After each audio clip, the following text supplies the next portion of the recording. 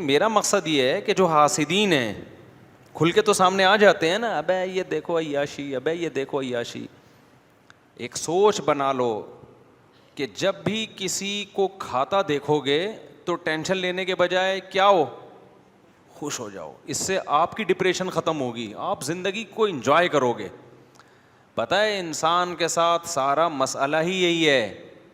یہ جو ہم لوگوں کو ڈپریشن اور ٹینشنیں ہیں نا، اس لیے نہیں ہے کہ ہماری ضرورتیں پوری نہیں ہو رہی، یہ اس لیے ہیں کہ ہم چاہتے ہیں کہ فلاں اتنا آگے نکل گیا تو ہم پیچھے کیوں ہیں، ہم کیوں نہیں کما رہے. ساری ٹینشن اس کی ہے. یہ کمپٹیشن ختم ہو جائے نا، ساری دنیا سکون میں آ جائے.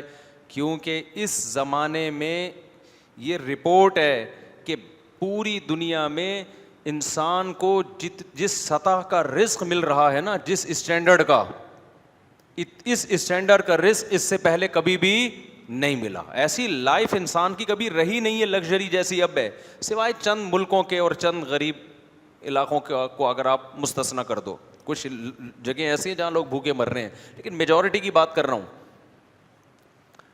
یہ لیونگ اسٹینڈرڈ جو انسان کا آج ہے نا، لباس میں، خوراک میں، رہائش میں، سواری میں، یہ اسٹینڈرڈ آج سے پہلے کبھی بھی بولو نہیں تھا.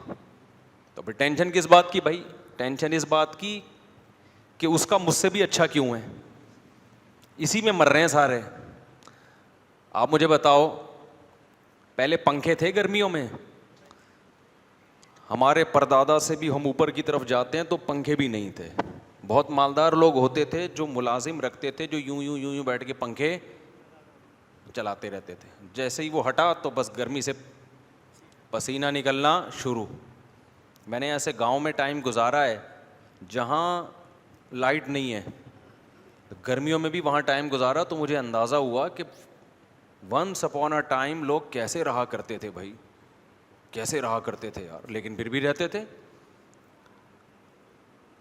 کیا آج جو خوراک میسر ہے پہلے میسر تھی؟ پہلے مرغی کھانا یہ مالداروں کا کام تھا، کہتے ہیں مرغے کھا رہا ہے. اب چکن بریانی ہر ٹھیلے پہ مل رہی ہے. غریبوں کا کھانا ہے بریانی. تو ہم تھوڑا سا بیانات میں تعریفیں کر کے تھوڑا دوبارہ بریانی پہ لے آتے ہیں لوگوں کو. شادی بیاہ میں ولیموں میں بریانی پکا کرتی تھی، اب تو ہر گھر میں بریانی کی تو کوئی ویلیو نہیں رہی ہے. توہین ہے بریانی کی ہے، لیکن خیر اب ہو رہی ہے توہین، کیا کریں. کتنا چکن کتنی عام ہو گئی ہے، گوشت کتنا عام ہو گیا ہے، انڈے کتنے عام ہو گئے ہیں. پہلے انڈے کھانا مالدار لوگوں کی علامت تھی. خوراک کتنی معیاری ہو گئی انسان کی، لباس کتنا معیاری ہو گیا. 6 10 10 15 15 جوڑے سنبھال کے رکھے ہوئے ہیں، ذرا سا پسینہ آیا کپڑے چینج کیے. پہلے نہیں اسی کو سیٹتے رہتے تھے. نہانا کتنا آسان ہو گیا، واش روم میں جاؤ کھولو شاور، بس کھڑے ہو جاؤ خود بخود آٹومیٹیکلی نہا کے. جیسے آٹومیٹک مشین ہوتی ہے نا، کپڑے ڈالو نکل آئے. مشینیں دیکھ لو. خواتین پہلے کیسے کپڑے دھوتی تھیں، ہماری مائیں دادیاں ڈنڈے اٹھا کے کوٹ رہی ہوتی تھیں کپڑوں کو. اب مشین میں ڈالو، دھل دھلا کے آٹومیٹک مشینیں خود ہی سارے پروسیس سے گزر کے کپڑا باہر.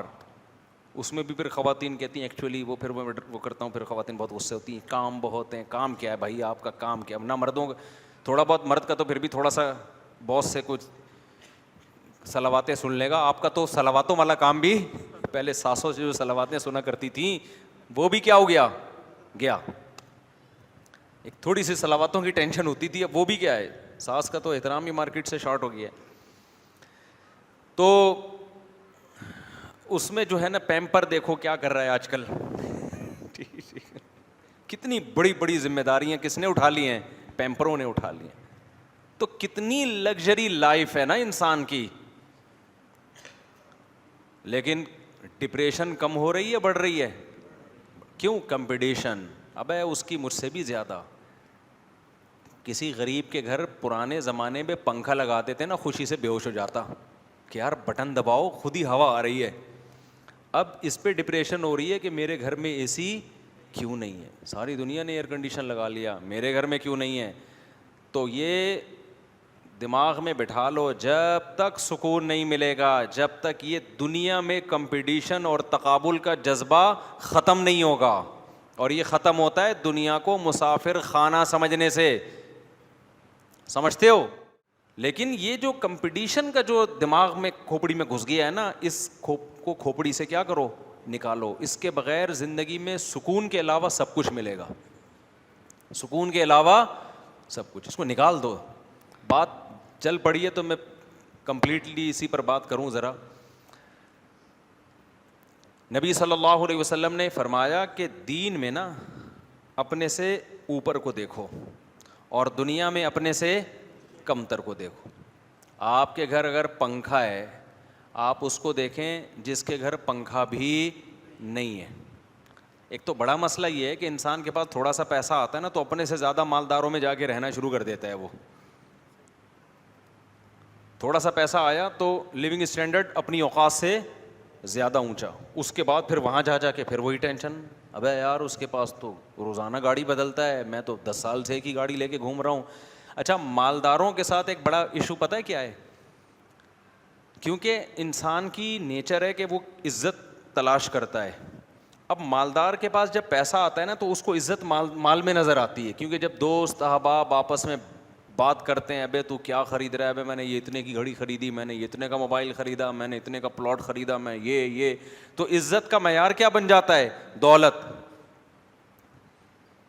اب آپ کی عزت ہی دولت کی وجہ سے ہو رہی ہے تو آپ دولت پہ کمپرومائز نہیں کرو گے. پھر یار پیسہ نہ جائے بھائی، میری عزت کی کیا ہو جائے گی، ایسی کی تیسی. یہ چیز ہے جو دولت مند کو ڈپریشن میں لے کے جاتی ہے. دین اللہ کی بہت بڑی نعمت ہے، سمجھتے ہو؟